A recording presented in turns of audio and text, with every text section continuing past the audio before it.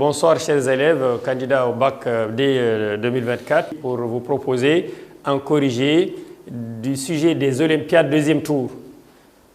Pour ceux qui ont déjà vu le sujet, il comportait 3 parties. Une partie de génétique formelle, c'était la dernière partie et nous commençons par cette dernière partie ce soir-là. Et 2 reproductions, une reproduction chez les mammifères et une reproduction chez les spermatozoïdes. Les 2 reproductions, nous comptons les corriger dans un autre cadre, un autre jour, quand on aura beaucoup plus de temps. Donc pour ce soir, donc, disais-je, nous passons à l'exercice 3 qui est consacré spécifiquement à la génétique formelle. Exercice 3, donc corriger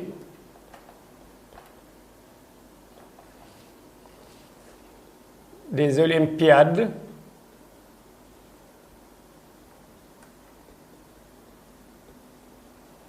2024 » et il s'agit bien naturellement des sciences naturelles. Sujet des sciences naturelles.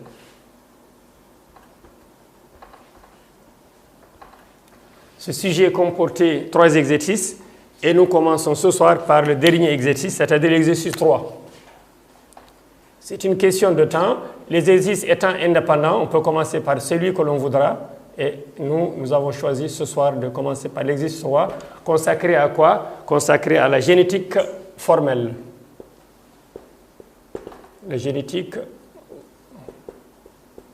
formelle ou mendélienne. Premièrement, on croise 2 lignées de drosophiles, l'une à corps gris et à aile longue, l'autre à corps noir et aile vestigiale. Les hybrides de la F1 ont tous un phénotype corps gris, aile longue. Petit a, définissez les mots génotype et phénotype. Petit b, analysez les résultats de ce croisement et donnez les génotypes des parents. Ça, c'est la question 1. La question 2, le croisement de drosophiles femelles de la F1 avec des mâles double récifs donne 16% de phénotypes nouveaux. Petit a, quels sont les phénotypes nouveaux obtenus? Petit b, quelle est la proportion des gamètes parentaux formés par la femelle F1? Petit c, représenter le phénomène à l'origine de l'apparition des phénotypes nouveaux. Petit d, donner le pourcentage de cellules ayant subi ce phénomène. Et dernière question, la question 3, quelles sont les proportions phénotypiques attendues du croisement de 2 individus de la F1? Justifié. Donc, sans tarder, nous passons à la question numéro 1. La question numéro 1, il s'agit de croiser 2 drosophiles, l'une à corps gris et aile longue, l'autre à corps noir et aile vestigiale. Les définitions d'abord. Petit a, c'était des définitions.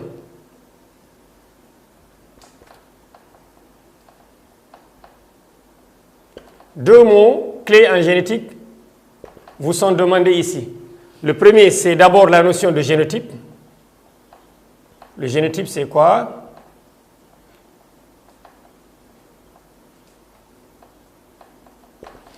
On peut définir le génotype comme étant l'ensemble des gènes constituant l'ADN d'un individu. L'ensemble des gènes d'un individu, on peut appeler véritablement ça le génotype. Donc le génotype peut être défini comme étant, c'est l'ensemble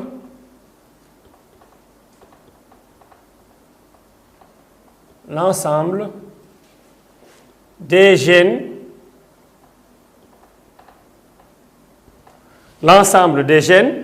donc constituant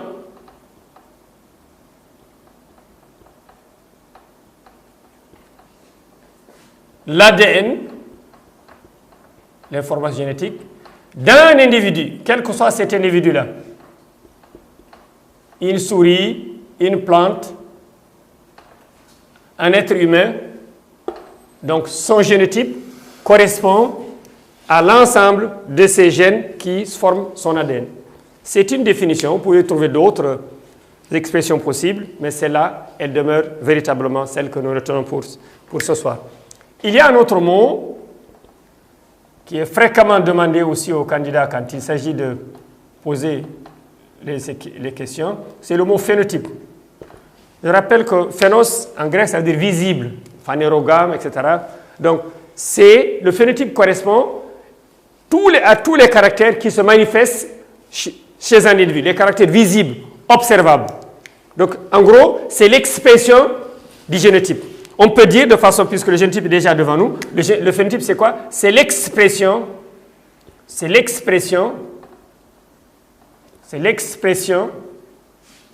du génotype qui vient d'être défini.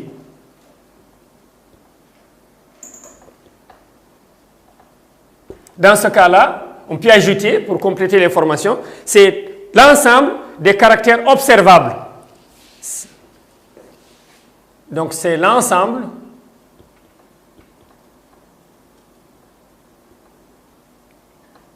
des caractères observables, visibles, donc extérieurs, tout ça c'est bon, d'un individu donné. Observable, visible, pour être proche du mot phanéros, qui veut dire visible d'ailleurs lui-même. Voilà deux petits mots qui sont des mots clés en génétique et qu'il ne faudrait certainement pas occulter dans le cadre de votre révision au cours de l'année.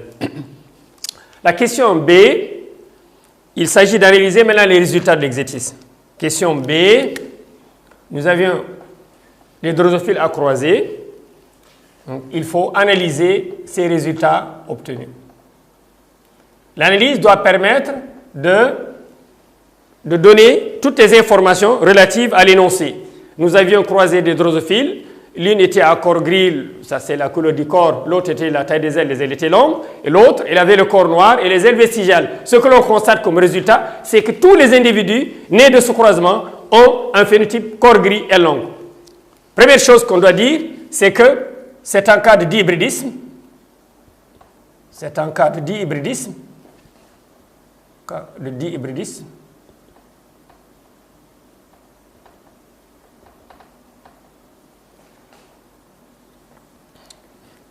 Avec une double dominance ici, tout de suite, sans attendre. Une double dominance. Les deux gènes étudiés, il n'y a pas de codominance, par exemple. Non, non. C'est bien une double dominance et on va aller chercher cette double dominance-là. Dans le cas de ces deux gènes étudiés. Double dominance. Quelles sont ces dominances-là? On a, pour la couleur du corps, c'est l'un des caractères, le gène 1, si vous voulez. Couleur du corps. Ça, c'est le premier couple d'allèles. On voit bien que c'est gris qui domine. L'allèle gris, que je mettrai entre guillemets, gris, c'est un allèle, domine noir. Première dominance est tombée. C'est la F1 qui m'a dit ça. Les symboles, le devoir n'a pas proposé de symboles. On voit qu'il n'y a pas de symbole dans le devoir. On va aller chercher les symboles et on va les utiliser. G comme gris, majuscule puisque dominant. N comme noir, minuscule parce que c'est récif. Donc, on retrouve les symboles gris, domine, noir. On aura besoin de ça pour les génotypes plus tard. Voilà, la première dominance est tombée. La deuxième dominance pour le deuxième gène, c'est la taille des ailes. La taille des ailes des mouches étudiées ici, c'est-à-dire les drosophiles. La taille des ailes. On a deux allèles, mais on voit que la F1, toutes les mouches avaient les ailes longues. Donc, l'allèle long, en tant qu'allèle, je mets ça entre guillemets, je parle de l'allèle, domine, lui aussi, écris ça comme, mathématiquement comme ça, l'allèle vestigial. Vestigial, ça veut dire court. Les vestiges, ce sont les restes de quelque chose. Donc, vestigial est synonyme de court. Comme le devoir n'a pas proposé de symboles avec des signes plus ou autres, on va créer des symboles assez parlants en utilisant la lettre L comme long et la lettre V comme vestigial. Ça donne quel symbole? Réalisez la dominance, grand L majuscule puisque dominant, et petit v comme vestigial, minuscule parce que récif. Donc les premières informations sont tombées. On peut ajouter à ces informations, toujours dans le cadre de cette interprétation, la F1 est homogène. La F1 est homogène, on peut dire uniforme. elle vérifie la première loi de Mendel. Et homogène, c'est un mot qu'il faut souligner. On peut dire homogène, on peut dire uniforme. L'uniformité des hybrides. Cela nous permet de déduire que les parents croisés, c'est bien des races pures. Le texte ne l'a pas dit, mais on vient de découvrir que les parents croisés, les drosophiles parentales là, étaient des races pures. Les parents sont des races pures. Race et lignée, c'est pareil. On peut dire homozygote. Et ce n'est pas seulement l'unique conclusion qu'on peut dégager. L'hérédité est autosomique. On n'a pas précisé le sexe. La F1 homogène, c'est la première norme de vérifier. On peut y ajouter, sans risque de se tromper, que la transmission ici est bien autosomique. Certains secrets commencent à tomber. Elle est autosomique. Autosomique.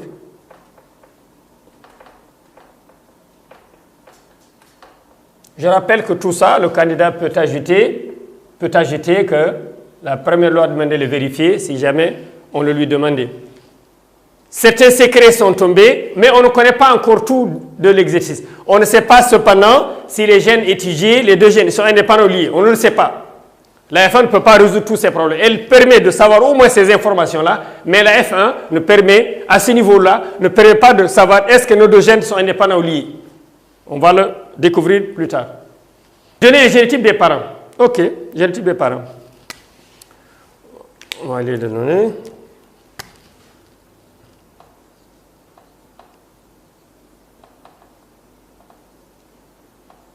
Génotype de qui? Des parents.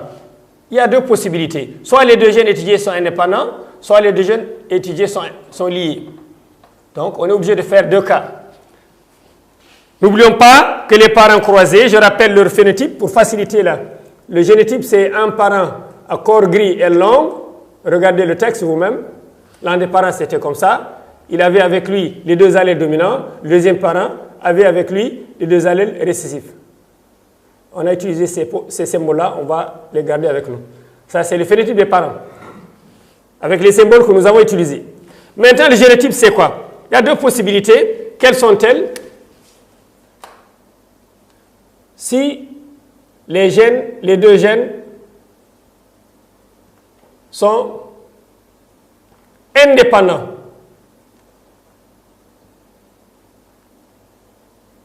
Que devient le génotype? Les parents étant de race pure, ça donne G sur G, point virgule, L sur L pour ce parent-là. Il est de race pure, les gènes sont indépendants.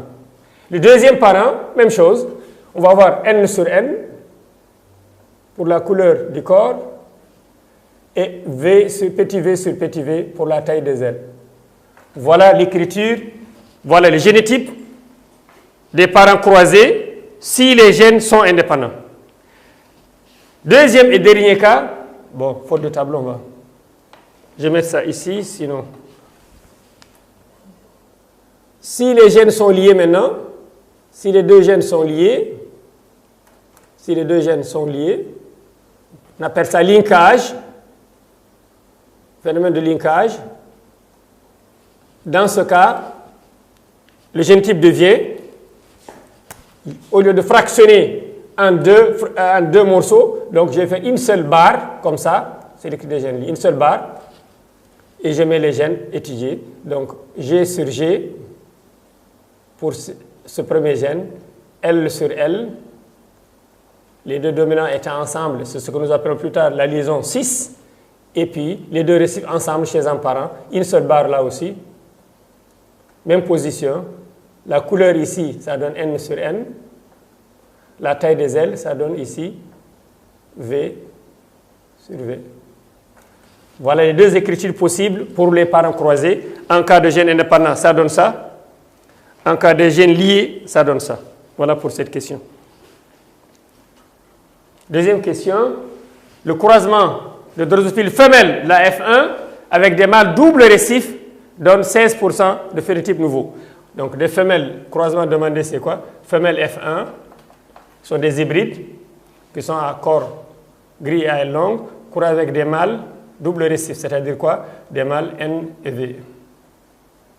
Ce croisement-là, c'est un bas-cross, un test cross. Il permettra, ce croisement-là, oui, ce croisement-là, c'est un test cross. On peut dire bas-cross, on peut dire test cross, croisement retour, croisement test. Il permet en l'occurrence de découvrir le dernier secret de l'exercice. Les gènes sont-ils indépendants ou liés? On se souvient que si les gènes étaient vraiment indépendants, ce croisement aurait donné comme résultat un quart, un quart, un quart. 25%, 25%. Mais on nous dit que ce croisement-là a donné, entre autres, 16% de nouveaux, de phénotypes nouveaux. Phénotype nouveau, on appelle phénotype recombiné. Phénotype nouveau. Cette information suffit à trancher. Si les gènes étaient indépendants, le phénotype aurait été 25, 25, 25. Mais comme on a apparition de 16%, ça montre que les gènes sont véritablement liés. La question est de savoir, donc petit a,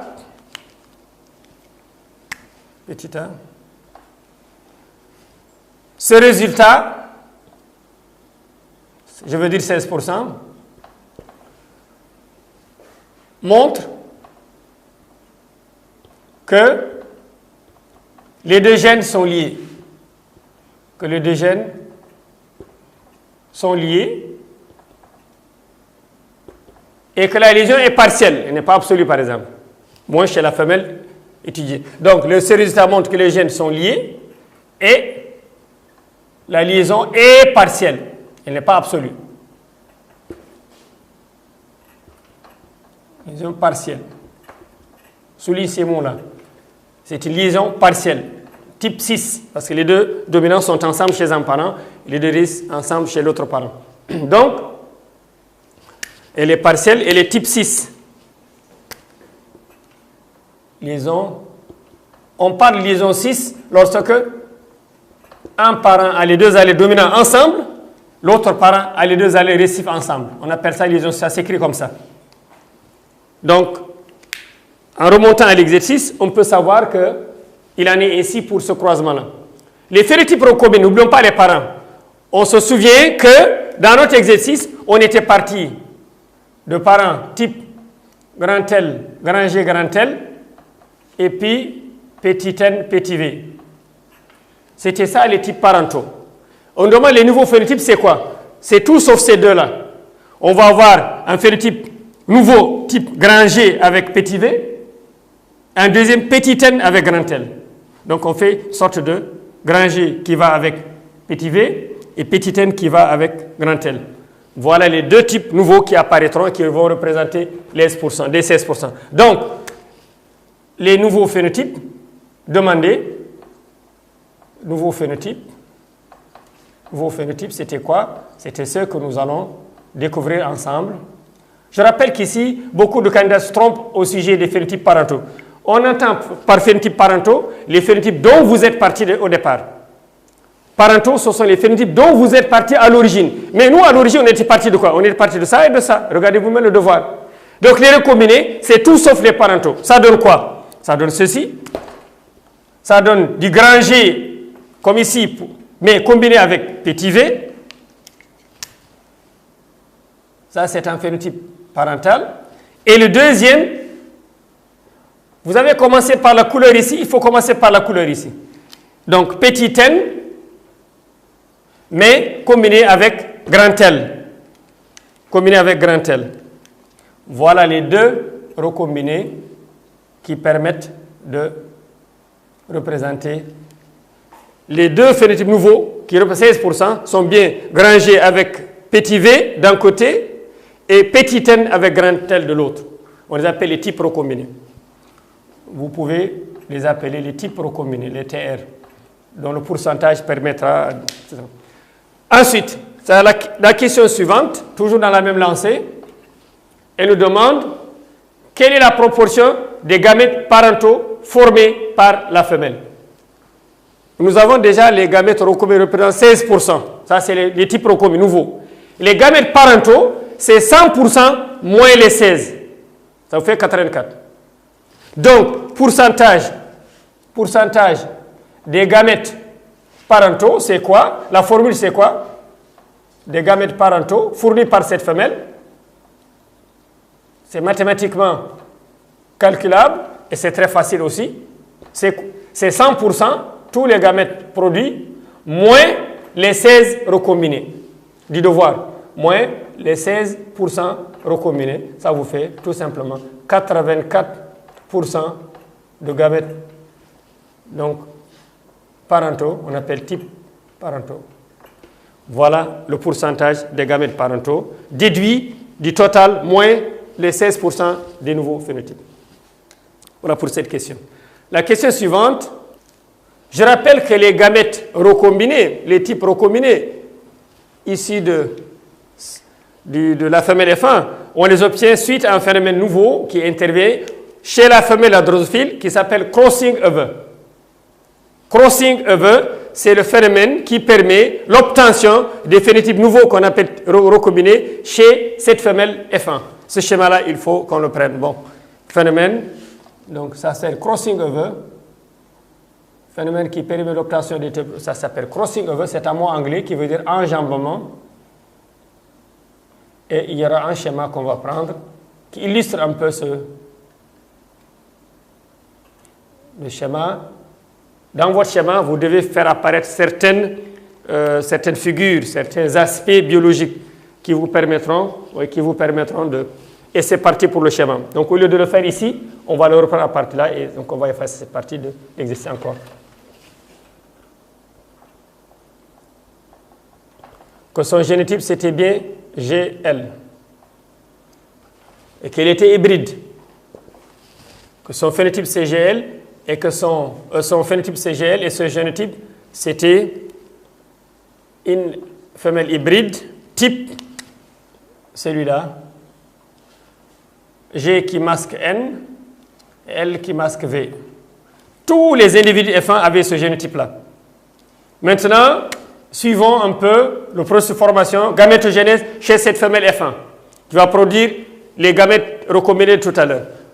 Il faudrait déjà envisager un premier schéma où il y a eu formation du chiasma. Autrement dit, au cours de la gamétogenèse, on est passé par un stade où chaque chromosome s'est fissuré pour donner deux chromatides sœurs. Donc voilà le chromosome en rouge, voilà son centromère, voilà les gamètes, les gènes déjà. Un peu comme ça, pour laisser la place à l'autre. Donc ici, le G après que le chromosome s'est fissuré, le L et le L après que le chromosome s'est fissuré, celui-là en rouge. Il va venir s'apparier, former donc une paire avec son homologue, que j'ai représenté moi en noir, en rouge c'était l'autre, lui le voilà. En enjambement, c'est ça. Même longueur pour tout le monde. Le centromère est là, lui aussi. La place des gènes est la même, c'est la même distance pour tout le monde. Celui qui est en noir portait les allèles N, après la phase S de synthèse, et V, petit v, petit v, petit v. Donc cette image que vous avez, on peut numéroter les chromosomes, numéroter les chromatides de chaque chromosome. 1, 2, ce sont des chromatides sœurs. 3, 4, ce sont deux autres chromatides sœurs. Et les chromatides non sœurs, ça c'est le chiasma, ça c'est les centromères. Donc, voilà. Et cette image, vous l'avez en prophase et en métaphase 1. Prophase 1 et en métaphase 1 de la méiose. Ce schéma-là, vous l'avez au cours de la prophase 1, au cours de la métaphase 1. Que s'est-il passé à ce moment-là? Il y a formation de bivalents. Au cours de ce schéma, vous avez le bivalent. Que veut dire bivalent? Vous dites bivalent, c'est très bon. Vous dites tétrade, c'est bon. Explication. Ça et ça, c'est la même chose. Bivalent, en comptant les deux chromosomes. Bi, c'est 2. Les voilà leur centre. Ils sont 2. L'un en rouge, l'autre en noir. Vous dites tétrade, vous comptez les chromatides. Elles sont 4. puisque chacun est formé de 2 chromatides. Donc ce mot-là et ce mot-là, c'est la même chose. Cette image, vous l'avez en prophase et en métaphase 1. La seule différence, c'est qu'en métaphase 1, les bivalents se mettent au milieu de la cellule. Alors qu'en prophase 1, les chromosomes peuvent se mettre dans n'importe quel coin de la cellule. Et ce n'est pas fini. Vous avancez le schéma suivant qu'il faut absolument représenter dans sa copie. C'est le moment où les chromosomes se séparent en anaphase 1. En anaphase 1, les chromosomes homologues se séparent. Là, on va migrer dans un pôle, l'autre vers l'autre pôle. Ça donne ceci. Dans notre exemple, on considère que le chromosome en rouge a migré vers le haut. Mais attention, voici ce qu'il porte désormais comme chromatide. Le voilà. Son centromère est là. La chromatide numéro T1 n'a pas été recombinée. La voilà, c'est toute sa longueur. Mais la chromatide numéro 2, regardez, à partir de ce moment, elle a pris le morceau du chromosome homologue. Ça donne ça. À partir de cet instant-là, ça donne ça. Et vous remplissez tranquillement. Le centromère est là. La place des chromosomes est là. La place des gènes sur le chromosome est là. La chromatide numéro 1 porte les allèles grand G, grand L, comme vous le voyez sur l'image. Mais la chromatide 2 recombinée, elle va porter G ici, mais elle va prendre le petit v, après avoir échangé avec son homologue. Ça donne ça, petit v. Le chromosome en noir qui a migré en sens inverse, voici ce qu'il emporte avec lui. Même longueur, le centromère est là. Arrivé à cette hauteur, exactement à cette hauteur, elle a pris, cette chromatide-là, un morceau de son homologue, un morceau en rouge, ça donne ça. Mais la quatrième, je vais numéroter tout à l'heure, la quatrième chromatide n'a pas été recombinée, elle est type parental. Voilà, même longueur pour tout le monde, hein, évidemment, le tableau. Ça, c'est le centromère, position des gènes. Je remplis. La chromatide 3 a les allèles grand G, grand N, petit n, petit, excusez-moi, noir, petit n. Petit n ici, et grand L ici. Alors que la quatrième chromatide n'a pas été recombinée, elle va donner le petit n et le petit v. En numérotant tout ça, les chromatides sont 1 et 2 qui sont sœurs, 3 et 4 qui sont sœurs. Ça, c'est les centromères. Les 2 et 3, je les encercle exprès pour dire qu'elles sont recombinées. 2 recombinées, chromatide 2, chromatide 3 recombinée elle aussi. Les deux autres sont. Et ça, cette image, nous l'avons en anaphase 1. En anaphase 1 de méiose. Cette image-là, ce schéma-là, correspond à ce qui se passe au cours de l'anaphase 1 de la méiose. Que s'est-il passé à ce moment-là? Il y a ascension polaire. Ascension polaire. Chacun des chromosomes a pris un pôle donné. Donc, au cours de cette phase-là, au cours de cette phase de la méiose, il y a eu ascension polaire. Comme ascenseur, chacun a pris. Mais ce n'est pas encore fini. Une dernière étape qu'on peut représenter dans sa copie, c'est là où les clivages ont lieu, où le clivage a lieu, ça conduit à l'obtention des 4 types de gamètes proposés. Donc, le dernier élément, la dernière étape qui reste, c'est de casser ce morceau qu'on appelle centromère et de libérer les 4 chromatides. Ça correspond à l'image suivante. Donc, je vais libérer les 4 morceaux, ça donne quoi? Le 1, il est tout en rouge, le voilà. Le 2, numéro 2, il commence là, il finit avec la chromatide, le morceau en noir. Le 3, il commence comme ça, et arrivé à cette hauteur, il a pris le morceau de son ami, son homologue. Et puis le quatrième et dernier, il a toute sa longueur, il est entre cette longueur. On peut proposer de faire un peu ceci. Même longueur, c'est la même longueur. Hein. Une cicatrice du centromère. Cicatrice du centromère. Et on va placer maintenant les allèles au même endroit pour tout le monde. C'est la même distance. Donc ici, à ce niveau-là, vous retrouvez G, l'allèle G, l'allèle L. GL de la chromatide numéro 1. Ensuite, vous avez grand G ici, mais combiné avec petit v venant de l'autre chromosome. On va mettre combiné. Numéro 3, il commence par N en noir et il finit par L en rouge. un gamète recombiné. Et le dernier n'a pas été recombiné, il commence par N, il finit par V. Voilà les 4 types de gamètes. Le 2, il est là. 3, il est là. Le 4, il est là. On se souvient que le 2 et 3 sont recombinés, on va les encercler comme ça. Et on a leur fréquence, on peut ajouter si l'on veut leur fréquence. Écoutez d'abord ça, c'est à l'anaphase 2. Ce schéma-là, vous l'avez au cours de l'anaphase 2 de la méiose. Que s'est-il passé à ce moment-là? Il y a clivage des centromères. Les points se sont, en fait, ces points-là se sont coupés et ça permet de libérer les 4 types de gamètes. Et ça, c'est le clivage des centromères qui est à l'origine de l'obtention des 4 types de gamètes. Clivage, ça veut dire coupure. Centromère. Qu'est-ce que c'est le centromère? C'est le point d'attache des chromatides sœurs. Centromère. Centromère, pour rappel, c'est le point d'attache entre chromatides sœurs. Chiasma, c'est le point d'attache entre chromatides non sœurs. Revenons maintenant à ce qui nous intéresse. Donc voilà, vous avez les 4 types de gamètes et leurs proportions. Est-ce que c'est demain les proportions? Donc les deux recombinés, leur fréquence c'est P sur 2. P étant le pourcentage de recombinaison, les voilà au milieu. Et les parentaux, c'est le reste dans 100%, c'est-à-dire 1 moins P sur 2, 1 moins P sur 2. Voilà la fréquence des gamètes, des 4 types de gamètes produits par la F1. Récupérer ça déjà. Voilà pour cette question. Tout ce schéma, c'est le schéma du crossing over. Vous devriez montrer dans votre schéma au moins les 3 étapes. La méiose comporte beaucoup de schémas, mais le minimum que le candidat que vous êtes doit représenter, ce sont les étapes où on voit l'apparition de formation du bivalent, une étape où on voit l'ascension polaire avec les chromosomes loques qui se séparent, et dernière étape, dernier schéma que vous devez faire apparaître dans votre copie, c'est là où il y a le clivage des centromères, et là où vous obtenez, bien sûr, en aphase, télophase, c'est la même chose, donc vous obtenez les types de gamètes et vous mettez leur fréquence. Question suivante, donnez le pourcentage des cellules ayant subi ce phénomène.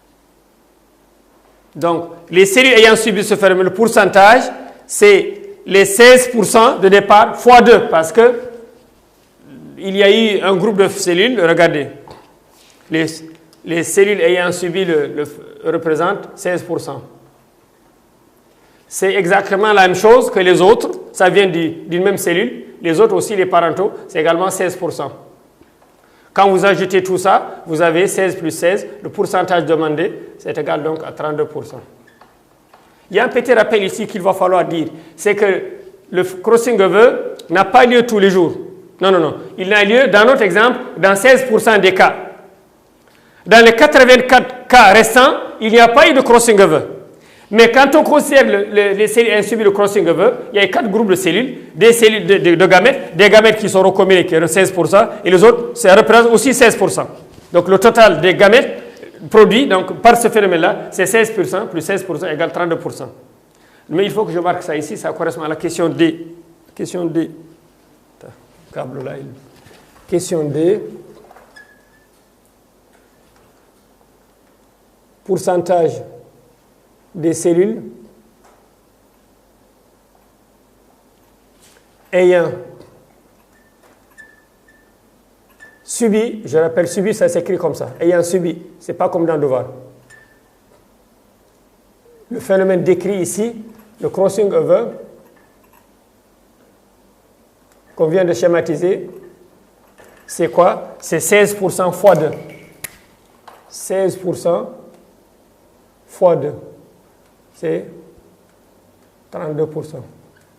Voilà pour cette avant-dernière question. Ensuite, dernière question. Okay. La question 3 maintenant. Quelles sont les proportions phénotypiques attendues du croisement de 2 individus de la F1? 2 individus de la F1, ce n'est pas un bacross. 2 individus F1. Pour ça, on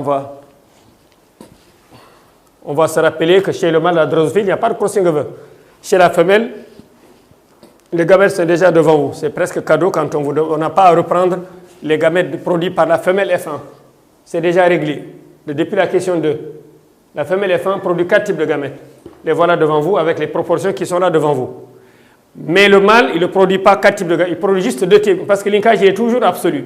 Il va produire grand G, grand L, 1,5, et petit V, petit N, 1,5. Donc, ça nous donne quoi? Dans la question 3, enfin, pour finir cet exercice, on demande 2 individus F1, femelle F1, croisés avec un mâle F1 aussi. Qu'est-ce que ça donne? C'est très simple. Pour la femelle, c'est déjà devant. 4 types de gamètes, les proportions sont là. Mais pour le mâle, 2 types de gamètes. Pourquoi 2 types de gamètes? Il n'y a pas de crossing over chez le mâle de la drosophilie. Donc, le linkage est toujours absolu. Il va donner GL en rouge, 1,5, et en noir, NV, 1,5 aussi. Donc, ça nous donne un tableau que nous allons exploiter ensemble. Sur le tableau, dans ce croisement-là, on a la femelle F1.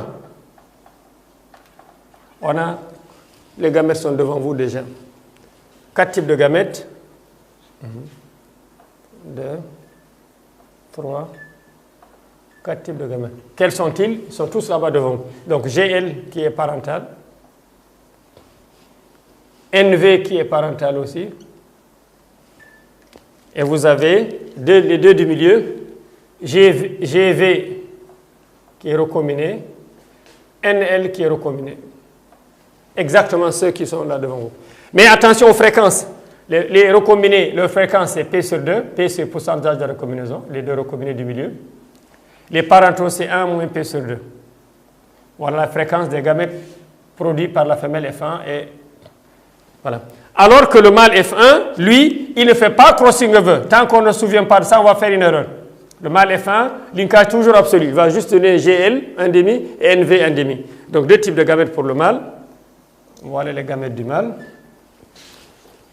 Grand G, grand L, 1,5. Petit n, petit v, 1,5. La différence, il n'y a pas de crossing over ici. Seulement 2 types de gamètes, 1,5, 1,5. Et vous remplissez, vous trouvez. Donc ça donne quoi? Je passe juste au phénotype pour gagner du temps. C'est vrai que je peux remplir une première case avec le génotype et les autres cases, on veut juste les phénotypes. Regardez, ici c'est quoi? Le génotype c'est quoi? Le génotype des individus ici, c'est G sur G, L sur L. Le phénotype c'est quoi? C'est GL. Le phénotype c'est GL. La fréquence, c'est quoi? La fréquence, c'est 1 moins P sur 2 fois 1,5. C'est 1 moins P de tout sur 4. Donc, pour gagner du temps, je ne mettrai que le phénotype seulement. Et si je ne mets que le phénotype, qu'est-ce que ça donne? Ça donne ici, à raison de GL, toutes ces lignes, ça va être GL, des individus GL. Donc, ici, phénotype gris, corps gris et longue. À raison de celui-là. Corps gris et longue. Déduction automatique. Ici, les individus sont à corps gris et longue. Phénotype, vous pouvez ajouter. La fréquence des individus, c'est P sur 2 fois 1,5, c'est P sur 4. La fréquence des individus, c'est P sur 2 fois 1,5, c'est P sur 4. La fréquence de ces individus, c'est 1 moins P sur 2 fois 1,5, c'est 1 moins P sur 4. Ici, dans cette colonne-là, tous les individus, c'est grand G, grand T, imposé par celui-là. Ça, c'est déjà OK. Donc, le suivant, c'est également pareil. Je ne me contente que de seul phénotype. Grand G, grand L. Dicté par celui-là. La fréquence, c'est encore 1 moins P sur 2 fois 1,5. C'est-à-dire 1 moins P sur 4. Et je continue comme ça. Mais ici, les autres individus, cette couleur-là, ici, c'est grand G qui va masquer petit n et petit v 2 fois. Donc, ça vous donne du grand G. Merde. Corps gris, mais L vestigial. Recombiné. Ici, 2 N se croisent, donc ça donne du petit n, et un L qui va masquer le V. Les 2 recombinés du milieu. Les voilà. Et ici, c'est un type parental qui est récessif, double récessif même. En me contentant des seuls phénotypes, encore une fois, vous pouvez compléter le génotype si vous le voulez, sur ce modèle-là. La fréquence, c'est quoi? Là, c'est P sur 2 fois 1,5, c'est P sur 4. C'est la même fréquence celle-là. Même chose, P sur 4 fois 1,5, P sur 2 fois 1,5, c'est P sur 4. Même fréquence que celui-là. Là aussi, c'est 1 moins P sur 2 fois 1,5, c'est 1 moins P sur 4. Et je vais aller chercher maintenant, je vais additionner tout ça et c'est fini. Qu'est-ce que je trouve? Je vais additionner les GL. Voilà un GL avec cette fréquence. Voilà un autre GL, deuxième GL, le voilà. Troisième GL, le voilà. Quatrième GL, le voilà. Cinquième et dernier GL, le voilà. Je vais additionner tous ces GL-là. Ça me donne quoi? Voici ce que ça donne. Le P étant connu, donc le reste est très simple. Donc les individus phénotype GL, résultat, les GL, ils sont là, présents, avec la fréquence 1 moins P sur 4. 1 moins P, attends, j'utilise cette couleur, merde. Les GL, première case, leur fréquence c'est 1 moins P sur 4. La deuxième case, la fréquence c'est P sur 4. Plus P sur 4. La troisième case, les GL sont présents avec fréquence P sur 4. Plus P sur 4. La quatrième case, les GL sont présents avec 1 moins P sur 4. Plus 1 moins P sur 4. La cinquième case de GL, la fréquence des individus est 1 moins P sur 4. Plus 1 moins P sur 4. Dernier truc comment c'est 4. Donc je mets 4. 1 plus 1 plus 1, ça fait 3. P moins P, ça saute. Plus P moins P, ça saute. Il reste moins P. Donc, le résultat, la fréquence des individus, c'est 3 moins P sur 4. On va chercher P, on va remplacer, on va trouver. Là, c'est une application, on va faire ça tout à l'heure. Les autres individus, c'est une seule case. Regardez, le GV, c'est une seule case. Le NL, c'est une seule case. Le NV, c'est une seule case, donc c'est très facile. Donc, les individus représentant les GV, les phénotypes corps gris L vestigial qui sont recombinés, leur fréquence c'est P sur 4. On va remplacer P par sa valeur, on trouve, c'est très facile. Donc, fréquence c'est P sur 4. Et les individus recombinés type NL, corps noir L long, c'est ça NL, ils sont là avec la fréquence P sur 4. Et je remplace P par sa valeur, tout à l'heure je trouve. Les individus double récif, phénotype NV, corps noir L vestigial, eux, ils représentent 1 moins P sur 4. Et en remplaçant P par sa valeur, on va trouver, c'est une application numérique, juste une application numérique. Mais n'oubliez pas que P avec P, c'est le devoir qui a donné ça, P égale 16%. Et vous remplacez par sa valeur et vous trouvez. Donc, attention, quand je dis que P c'est 16%, les 3 ça veut dire 300%. Il faut bien qu'on retienne ça. 3, mathématiquement parlant, ça veut dire 300%. 300%. Ça veut dire quoi? Ça veut dire 300 sur 100. En simplifiant par 100, il reste 3. Donc, si vous voulez, vous utilisez la formule 3 égale 300%. Moins 16%, vous divisez par 4. Ça donne quoi? Ça donne 300% moins 16% divisé par 4. Je laisse la formule comme ça en attendant. Je vais calculer après. Hein. Je n'ai pas le temps de calculer maintenant. Ici, P sur 4, c'est déjà très simple. P c'est 16. Je remplace P par sa valeur. 16% divisé par 4. Ça, c'est très facile, c'est 4%. Je n'ai pas besoin de machine. Ici, même chose. P sur 4, c'est combien? C'est 16% divisé par 4, égale 4% également. Les deux types recombinés, 4%. Les NV, 1, ça veut dire encore 100%.